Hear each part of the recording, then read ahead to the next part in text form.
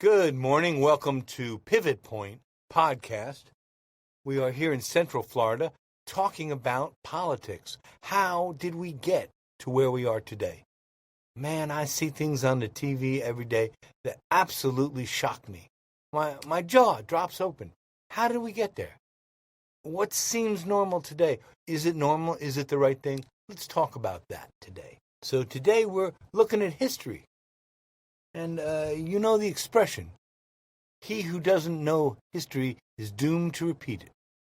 Well, we who don't know history could be doomed to repeat it. Probably not. I don't think we're going to get the circumstances that got us here again. But what we need to do is how to move from here.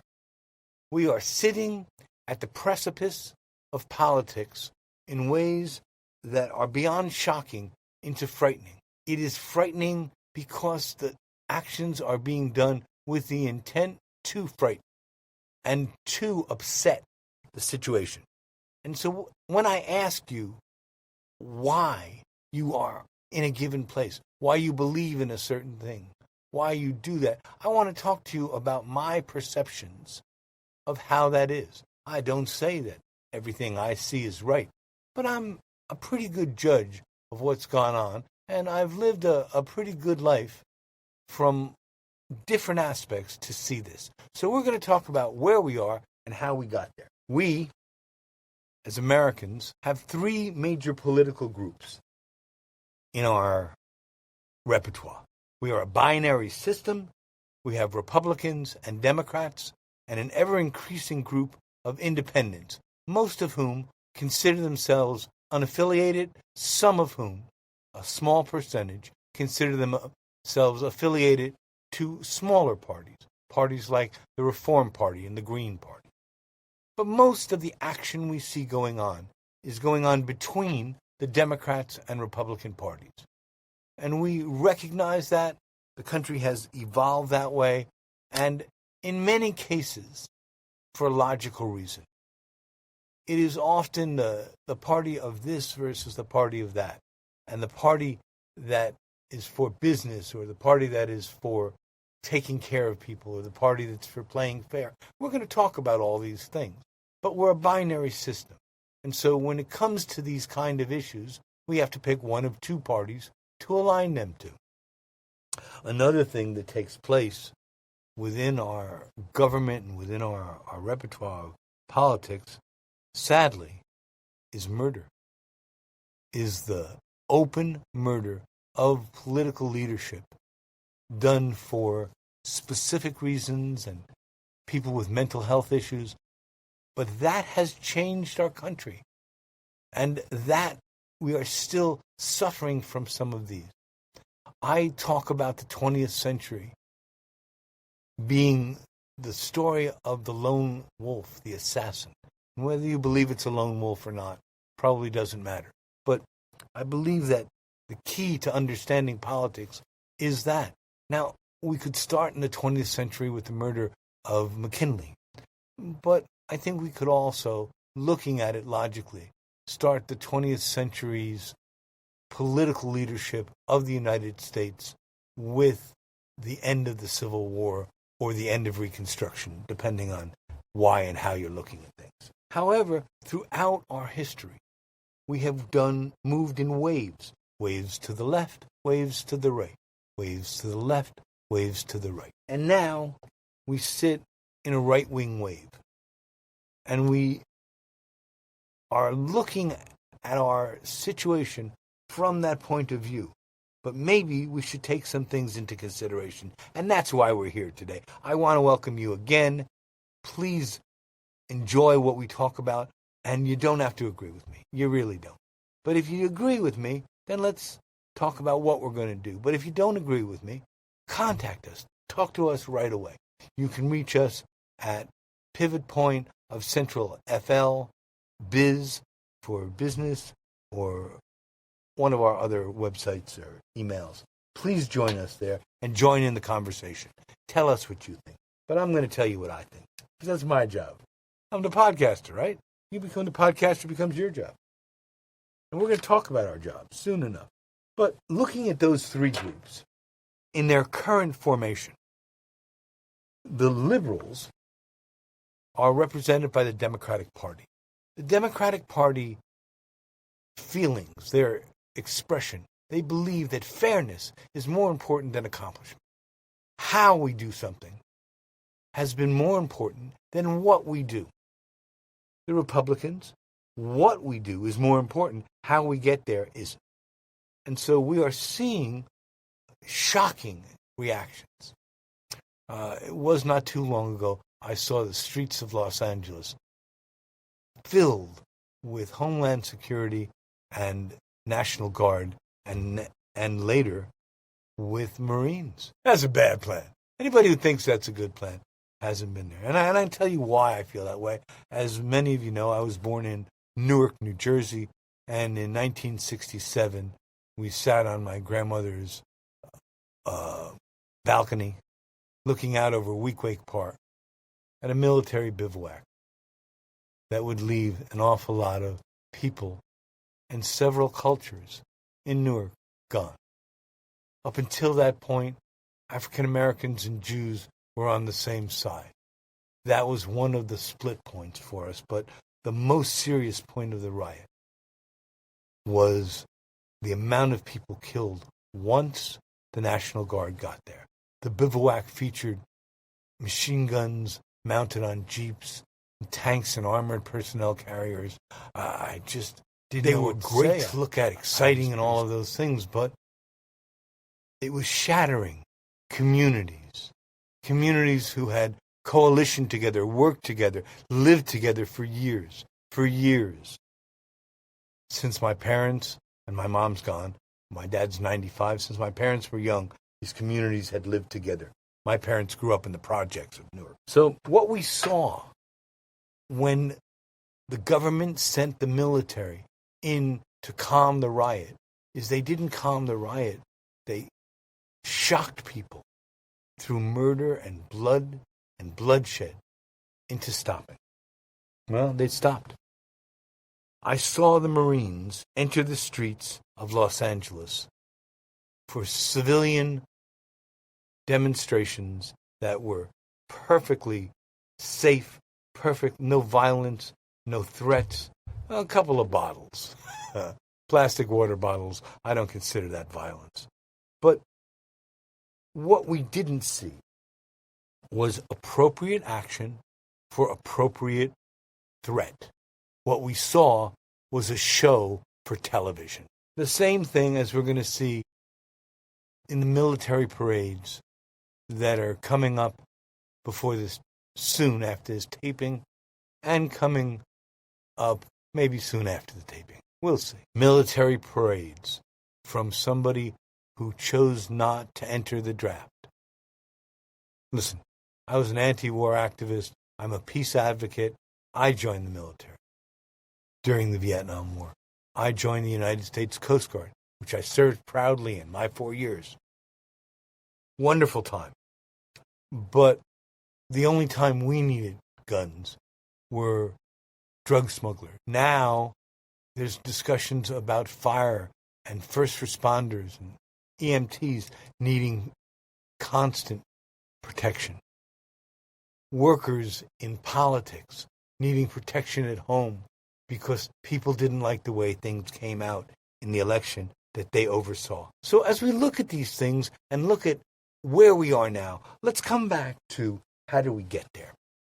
At the turn of the century, the Republican Party was pro-civil rights to a limited degree, a very limited degree. The Democratic Party had a wing that was anti-civil rights and was treating people of African descent, continued to treat them badly. And that was a government policy to do that. And there, at that time, were very few independents. You were on one side or the other. And then McKinley was shot.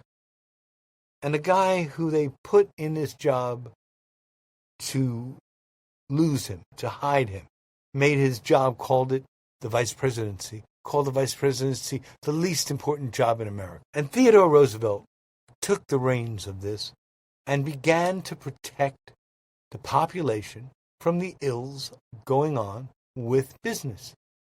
But that isn't what business wanted. Business didn't want to be protective of the people. They wanted to do business. They wanted to make money. And they wanted to make money at any cost. That cost was harming its citizens and endangering its citizens. And I think back to some of the excesses of those times, the Haymaker massacre and demonstrations, the fights in Kentucky over the coal mines, all of these battles, all of this violence, none of it accomplishing anything, nobody getting more jobs, no companies making more money. This wasn't the way to do it. The Democrats continued to have a racist ilk within their party for an extended time, well into the 50s and 60s. But as the 60s drew to a close in the 70s, and the parties split again, the racist party of the Democratic Party began to fall off. And those extremists, those radicals, they moved away from politics because they had no representation. I'm pretty open in who I am, and I hope you can understand why I said they didn't need representation. But lack of representation caused them to look towards violence. And politicians who wanted desperately to win began to go after them. They were led by Steve Bannon and advised by people like Roger Stone. And I was there when the playboy, Donald Trump, was being escorted everywhere by Roger Stone, who told him, "You'll never out-liberal these New York liberals. You may be able to out-conservative the conservatives." And that's what he did, using dog whistles, using support for racist march. Listen, I talked about this last week. Charlottesville. The people who marched at Charlottesville were after me and my religion. My religion. My God. They said the Jews will not replace us. I don't know anybody who wants to go to rural Virginia and replace people without much education in jobs. We got jobs. We're okay. Jews are fighting hard, and be it entrepreneurship or professionalism, be it doctors or lawyers or accountants, we're finding niches where we do things. Of course, 50 years ago, 75 years ago, a primary niche was retail. And now, although there are many Jews in retail, the Jewish community no longer controls that, nor does it control the fashion business, which it did when I was first out of service, and my first job out of service, I was in the fashion business. I was also a union member and leader. Of course, that was done with the blessings and the rules set forth by my employers. I was not only the manager, I was the shop steward. I administered the elections of the union dishonestly so that we did what we were supposed to do. And that piece, that piece became part of it. The unions moved at that point, late in the 60s and early in the 70s. The unions moved closer to the Democratic Party and a lot of strength in there. But there were always people who were more conservative, and the Republican Party became the conservative party. In fact, Roosevelt, when he ran the second time on the Bull Moose Party, was supported by the Progressive Party. And they're not even around anymore. Against the war. It's an amazing thing to watch the movement. So right now, the Republican Party are the conservatives, the Democrats are the liberals, and the conservative wing of the Democratic Party that was violent and racist became unhinged from the American democratic system. Well, nothing stays unhinged long, and they got picked up by the Republicans as the Republican Party was shrinking and basically saved them.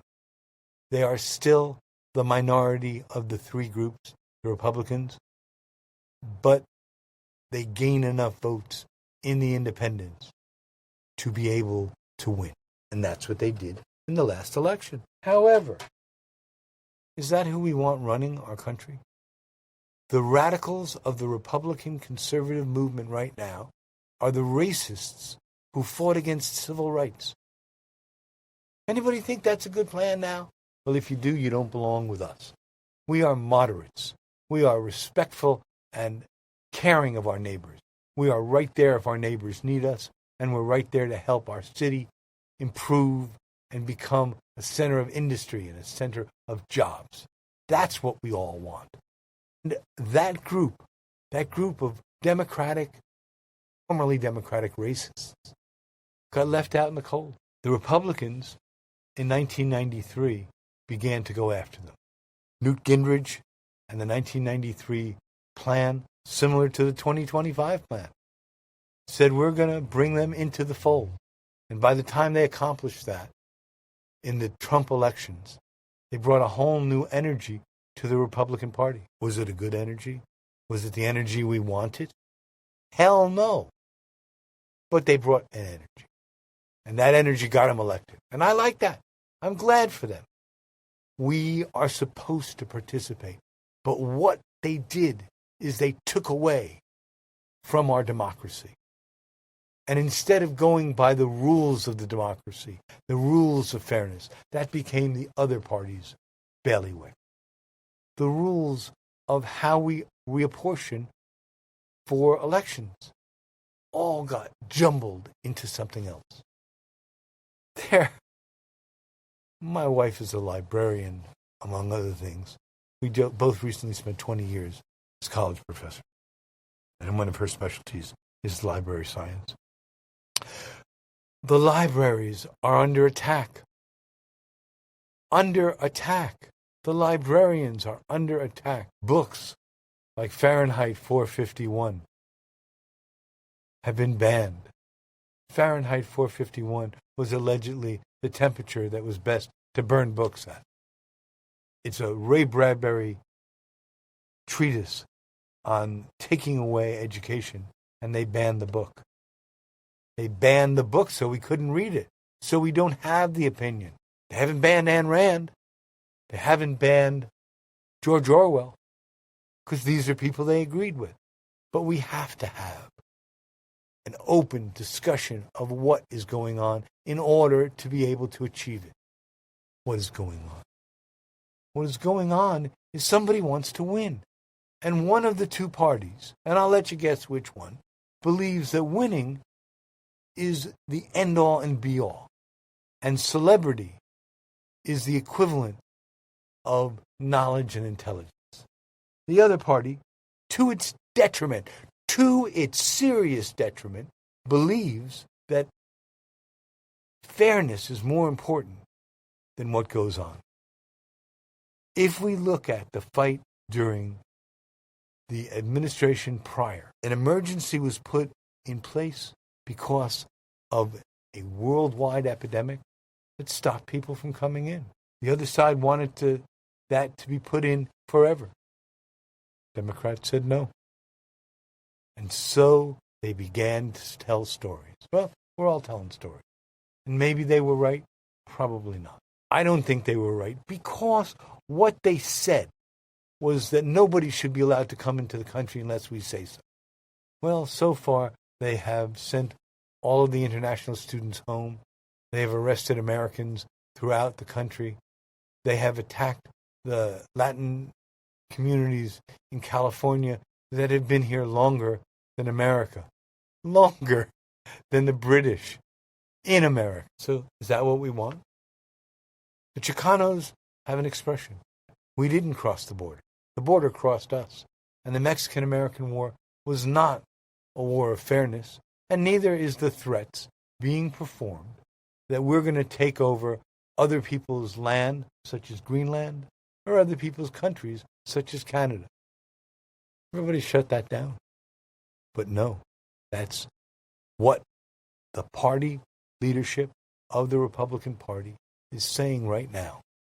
And here's what I say to my Republican friends. I want you to be Republican. I want there to be a difference. But why aren't you talking to your own people? Oh, maybe I know. Oh, that couldn't be. Could it be that the people of the Republican Party who are in leadership are no more listening to Republicans than they are to Democrats or independents? They're listening to one person, and he's listening to podcasters and speakers on television channels. This is a recipe for disaster. Add to that recipe the fascination with guns coming out of one side more than the other. Now, as I've told you, I was in the Coast Guard. I won a medal for my M16 marksmanship and mechanics. I think it's important. But as an expert on the M16 and therefore the AR-15, the single-shot version of it, I can tell you that it does not belong in the hands of children, and it should not be used for everyday protection. These are assault weapons designed to kill massive amounts of people. Oh, and they are. But they're not killing them just in the streets. They're killing them in our schools. They have made our schools dangerous. Much more dangerous. More dangerous than when I was a young man. And we had fire drills. Everybody knew what a fire drill was. We also had nuclear attack drills, where we'd hide under our desk with our coats over our heads, waiting for the nuclear bombs to go off. And what we're seeing now is way more dangerous than that. Guns in the school. Guns everywhere. I want you to enjoy your guns. The Constitution provided that. But it didn't provide it for you to shoot at your neighbors. It didn't provide it to shoot at people who you didn't agree with. And it didn't provide guns to frighten people who were of different ethnicities or beliefs. Nope. It allowed you to have a gun to protect the democracy. When the Republican Party begins to protect the democracy, I will support them in that action. But what they are doing now is not protection of democracy. It is emulation of the worst we ever saw in Europe. The worst. Now, we're not there. There's no death camps. I'll buy that. They're not attacking Jews. They are attacking Latinos and African Americans. Recently, the head of the Coast Guard, the admiral in charge of the Coast Guard, was quietly removed, as were admirals and generals. Many, if not most, were people who either stood for something that the government didn't want them to, or they were the wrong gender. The head of the Coast Guard was a woman. She was removed, as were black generals. Not because they were bad at their leadership, but because they were good and it wasn't the ethnicity they wanted to win. Winning based on ethnicity is a poor way to separate your workforce. It's a poor way to run a business. Oh, you can't work no matter what you do because you are this or that, because your gender isn't right or your gender is fluid. These attacks are the worst excesses that democracy allows because the freedom of speech, which, by the way, one of the parties is attempting to curb. The state of Florida sent out a letter that said to the Orlando Sentinel, do not write the story about the chicanery going on with the governor's wife and the supposed charity that she was administering. Well, yes, it pretty much eliminated her from being the governor, but they want those rules still in effect. I want Republicans to join us, and I want Republicans to join us because they have an obligation to reach out to their own people and talk about how we moderate what we're doing, how the middle takes control and not the fringe. AOC is not my favorite. Bernie, I have a lot of respect for Bernie Sanders, but I don't want him as president. He's not bad as a senator, as one of 100. I'll live with that. But as my leader, no, he's not mine. And he's not mine because of how he speaks. One of the things he said was being Jewish doesn't matter to me in any way. Any member of the faith community who talks that way about their own birth religion is not the kind of leader I want for my country, not the kind of leader I want for people. So who am I? I'm just a podcast, just like somebody else. But I'm the first one many of you are hearing that's fighting for the middle, that wants a moderate approach, because the radical approach has failed and has brought us sadness and hatred. Why don't I want it? Because the last thing I want is a bunch of men with guns. And by the way, they're only interested in men. I served with women, proudly. Great women who served in the United States Coast Guard. Heroes. And they fought for every right they ever got. Fought every second of the time. And now they're going to try and roll it back. And now they're going to roll back women in combat, women driving airplanes. There were women in air combat in the Second World War, and we forget about them. I ain't forgetting. I served with the first women in the United States Coast Guard in the 1970s, and I was proud to do it. I would take a woman coxswain, woman boat driver, any day. They had their heads together and they did everything they needed to do, and they led the people on their boat. So why are we trying to take it away? Because they're trying to limit community that wins, limit that community to just a very small group of people so that all of the money comes. I want to tell you some money story. I was by 2 stores in my neighborhood, and what was going on was reflective. In one of those stores, called Michael's, the place was filled. Part of the business that had come from a recently closed store called Joann's had gone over there. But down the street from that was a store called Hobby Lobby, who did not welcome people in and only wanted to provide for a certain amount of people, and in fact restricted their health care on that idea.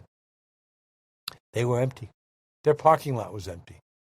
And it goes against the American principles to do that. Anybody buy a new pillow recently? My pillow? Maybe not. That business is going out of business because politics and business don't match. You're either for the people or willing to sacrifice to make money. And that effort, as Elon Musk most recently learned, costs money. It's not worth it. You want to be a businessman? Be a businessman. You want to be a politician? Be a politician. You want to do both? One of them's going to suffer. And in most cases, what's suffering is the way that your audience perceives you, the way that your customers do business. Disney is being heavily affected by the visa and immigration policies of the United States as a result of a fight with Governor DeSantis in Florida. That fight is going to cost people of the state of Florida literally billions of dollars. We didn't even know it. None of us knew that Disney was doing such a good job.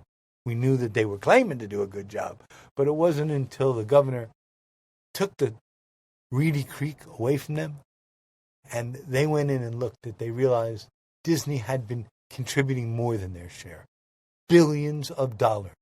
And now that money is owed back to the business because giving that to the government was in Disney's best interest. For those who live here in this area, many of you know the Reedy Creek story. Some of us know it as Three Rivers Development Corp stories. But more people know the Lake Marion Creek areas that were donated by Disney to become water management areas in Central Florida that keep our water clean. President Trump has rightfully asked to increase energy production. I'm good with this. Drill, baby, drill. Hasn't happened yet, but here's what happened the last time we started with drill, baby, drill. after they drilled marginal wells out, they never capped them. And much of the methane that exists in this part of the world is from cheap wells that were never capped. You want to drill, baby, drill? Fine. You make them clean up after themselves. And if you can't make the oil companies clean up after themselves because they're giving you too much money, you don't need to be a politician. Gun situation and these kind of politics are going to lead to disaster. And I want to tell you that this discussion we're having right now about politics and who's on what side and what this means may literally save Donald Trump's life. Because the last thing you want is people who are not being represented to get guns in their hands. Many of these children in schools, that's what's happening with them. They're experiencing terrible things in their minds, not necessarily in absolute terms, but what they perceived as terrible. And they're reaching out with guns and killing people over that. All right, let's calm the fuck down and turn the guns into hunting weapons, into target weapons. Let's take it away. Take away these threats from our school children, from our workers, from our companies. We're going to have corporations that disagree with the government and agree with the government. The Supreme Court said that an entity can be a business. Okay, I don't agree with it, but okay, I can see it. But not when that government puts its resources into fighting against its own people. And that is what we've seen. And that's why Governor DeSantis is not going to be replaced by his wife. And that is why, at some point, some of his people may have to leave government because what they did wasn't honest. This is not stacking the deck for Republicans to win in certain districts and Democrats to have a harder time in others. This is killing people.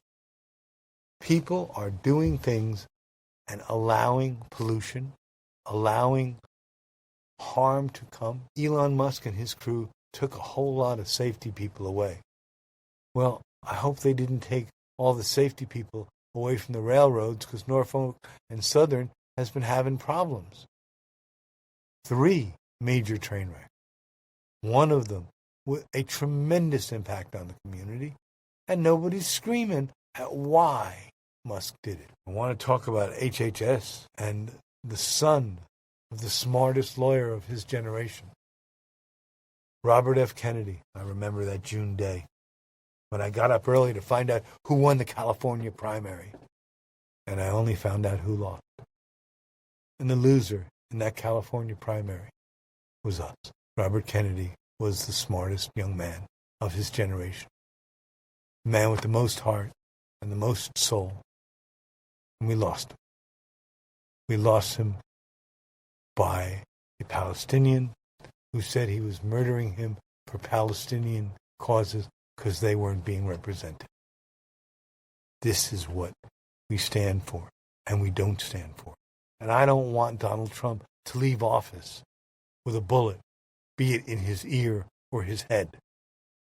I want Donald Trump to leave because he can't run the second time and somebody else wins. And that I'm protecting somebody who's doing something that isn't safe and isn't right. Well, that's just who I am. And an awful lot of the middle, of Democrats, Republicans, and independents agree with that. We are going to reach out and try and make coalitions. So what has the Democrats brought to us? They have lived that fairness in their own mind was more important than the actions themselves. It is not, but it is pretty important. I agree with it. I want that. It's definitely been what the unions have argued for, and one of the reasons that the Democrats and the unions link together. But you know who's not having coalitions? And that's independents. Our moderate independents aren't finding other people to coalition with to help get people elected who belong with us. And that's what we're doing. We are asking the politicians to come out and talk to us, asking the politicians to show us the right way. And if they don't give us the right way, if they're trying to feed us a line of shit, we're going to take that and we're going to vote for somebody else. You can't buy our votes. You can spend a lot of money and make people pay attention to who you are. You can't make them vote for you. And the elections in Wisconsin of the Supreme Court were an excellent example of that. So was the loss of Irv Schlossberg when he ran for the congressman in the Boca Raton area. Outspent his opponent by about 2.5 times. All gone to waste. It's not just about money. It's about who you are. I want to talk about Louisiana. Good Southern boy. Huey Long, Kingfisher, was probably the strongest opposition that Franklin Delano Roosevelt had. In 1936, had he lived, he might have beaten Roosevelt. Huey Long. Huey Long was a crook, but everybody knew it. It wasn't a secret that Huey Long was a crook. It was a public thing. And Huey Long said, yeah, I hired this company to do this. And so, as part of the deal, I got you this road, this school, this advantage. I know I'm a crook, he said. But you get to it. You get me. It's not just about serving the people who are your supporters. It's also about serving the least among us. And how we treat the least among us says the most about who we are. That's what I thought the faith community was supposed to be saying. Instead of saying, no, you're out and you don't get to be a part of it, and you're in, and so you get all the prizes. From the faith community? What are you, nuts? Sorry, my Jewish accent. I want that faith community to give us moral leadership and tell us how we judge what's going on. Not telling us to judge, but giving us the tools to make that judgment ourselves. I think I talked 2 weeks ago about the day that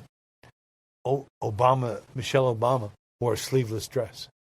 Of course, that was nothing compared to the current First Lady and the pictures on the airplane. I like them. My wife isn't impressed. What can I tell you? But the faith community was absolute to him in spite of all of the pieces that they used to attack us, whoever us were, through an awful lot of years. But the faith community fought against things like abortion, birth control, women in jobs, women in sports. Title IX was supposed to have answered that. But they took away the piece that came with people who weren't male or female, who were something else. This is Central Florida. For those who forget the story of the Pulse nightclub, they do so at their own peril as well. I have family that's part of the gay and trans community. And I wear a tattoo that I got from that because that was a tragedy with no excuse, a tragedy of hatred, a tragedy of the extreme. I understand that you support or come out against Israel. Okay. But when you support the far end of the extremes with money and guns, you're not solving a problem. You're simply funding the extremists. Funding the extremists. And I want to kind of finish up today, with a quote from a Beatles song. Is that okay? Beatles was a band, an old favorite of mine. Recently, I saw pictures of the drummer and the lead guitarist, Paul McCartney and Ringo Starr, and they were at a concert playing together, having fun, doing Sgt. Pepper's. Here's a line from the last album. He could hardly rob, but he could not steal. He could hardly rob, but he could not steal. If the politicians that you're electing and supporting and not complaining to and about can rob and not steal, or can steal and not rob, or can do both, steal and rob? Are you really electing the right people?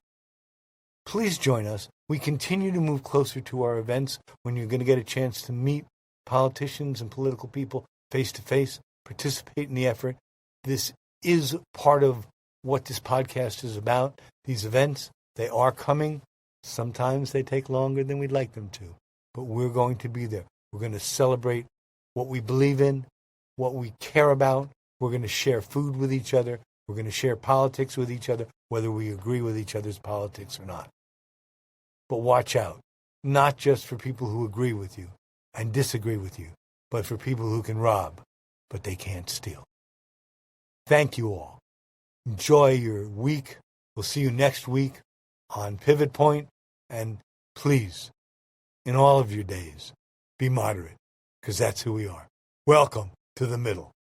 Thanks again for joining us at Pivot Point Podcast, and we'll see you next week.